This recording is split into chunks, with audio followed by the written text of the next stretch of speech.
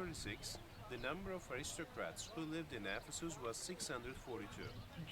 If it is 642, there must be a seat in the building for everybody, for the aristocrats. So definitely the capacity is more than 642. This building had a roof on top made of oak wood. We found some pieces. And the roof was portable, movable. They were using the rods to cover the dome. And according to the weather forecast, like the same method how they closed the roof of Colosseum in Rome. So they pull the ropes from outside, it might be covered or open totally. The stage was covered by stained glasses, green, red, turquoise, blue. Those are the stained glasses, pieces of stained glasses that we found during the diggings going on. And we are keeping them in the museum also. So it gives us an idea how it was once upon a time, because we already found a coin with the picture of this building on it. Wow. And also stained glasses, they use that building in the afternoon only. Because in the afternoon, where is the sun? That way. When the sunlight goes directly to the building, here's the stained glasses windows. The transparency function of the stained glasses, the sunlight will pass directly from the stained glasses, will hit the seats on the bottom. All the seats are 100% snow white. Then what happens? You see different kinds of colors on the seats. Automatically, naturally lightened. And all kind of classical concerts. Meetings for aristocrats takes place there for aristocratic purposes. This building, as I told you, 100% new. As you can see, the new seats, they reconstructed to give you an idea how big it is. By California University, the famous professor Lonnie Baer. His name, by the way. And also, almost a year later, when he finished the archaeological digs here, he died. Any questions so far? Carried water was 16 miles away from where we are. So with an aqueduct system, they brought the water again to a lake, and that lake is 2 miles away from where we are. From that point, they carried the water by using water pipeline. The water pipeline brings the water directly to a water palace. The highest water palace located in the city behind of us. That's the water palace, and also square shaped. There was like a pool all around, and statues of a lot of Greek gods on the walls. If you look carefully, you're going to see the original water pipeline on the ground. Can everybody see the water pipeline? Ladies and gentlemen, it's on the ground, right there. Those water pipeline, ladies and gentlemen, they always place one row, one piece male, second piece female. The junction is covered with a whitewash. So they dry the pipes under the sun. It dries naturally. Then, when the whitewash in between the pipes dries, so automatically it is locked. My question to you, what happens if one of the pipe stucks with dirt, with soil? Is there any chance to take the one of the pipe out, place a new one? What do you think? Yes or no? Yes or no? No. There's no chance to take, you can easily break the pipe, but you don't have chance to push the rest forward. That's why, and they have to change the whole leg. We name it as leg, and 100 yard is equal to 1 leg. So you're losing couple hundred pipes. It has a cost. And also it might be frequently. So you might lose couple, sometimes thousands of pipes. That's why they invent a system in Ephesus, and that system is each pipe from the corner has a tiny hole. That tiny hole was covered with a gum. When they touch from the sand, they can figure out which one is filled with dirt. When they find the problem one, they find the gum in the corner, take the gum out. From the tiny hole, they use bronze, metal, place in.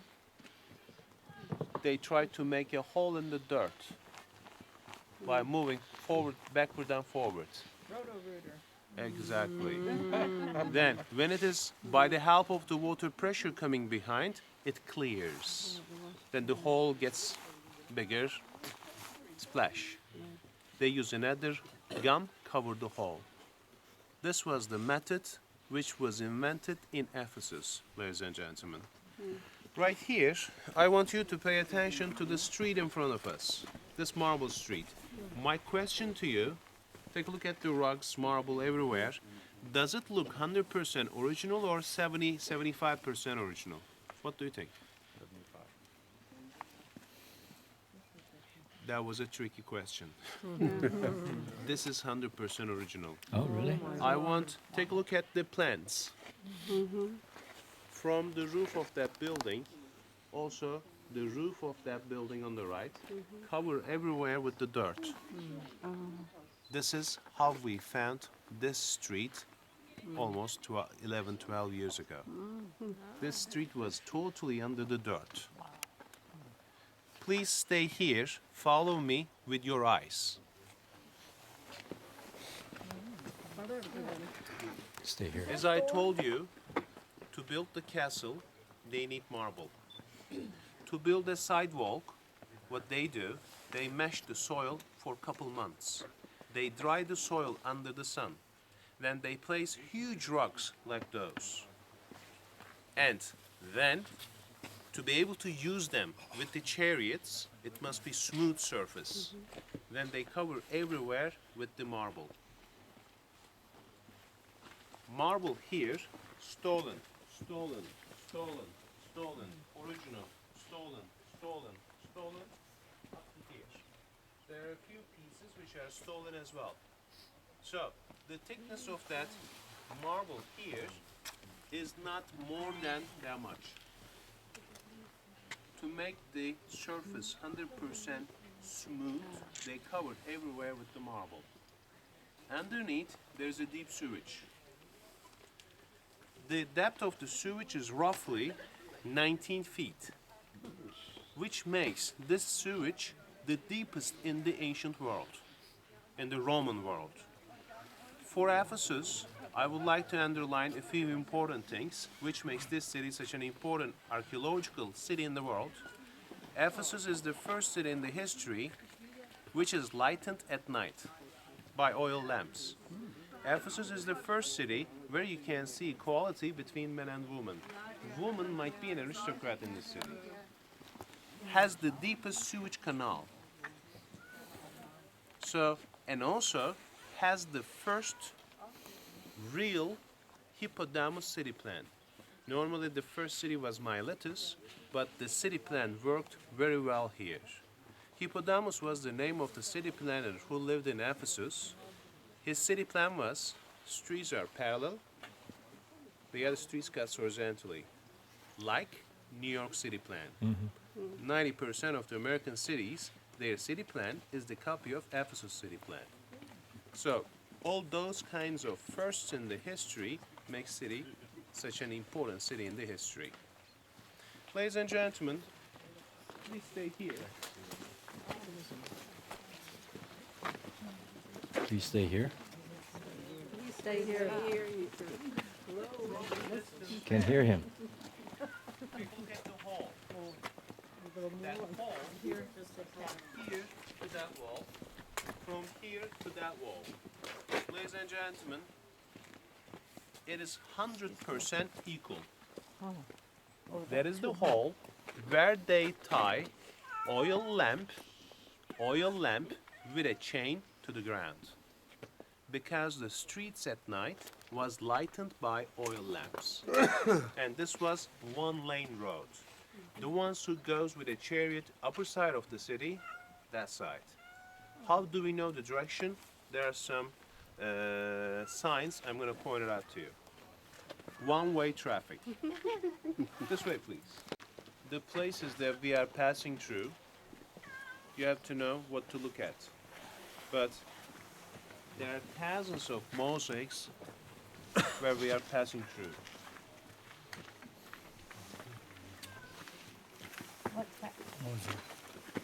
Take a look at the polished surface, that part.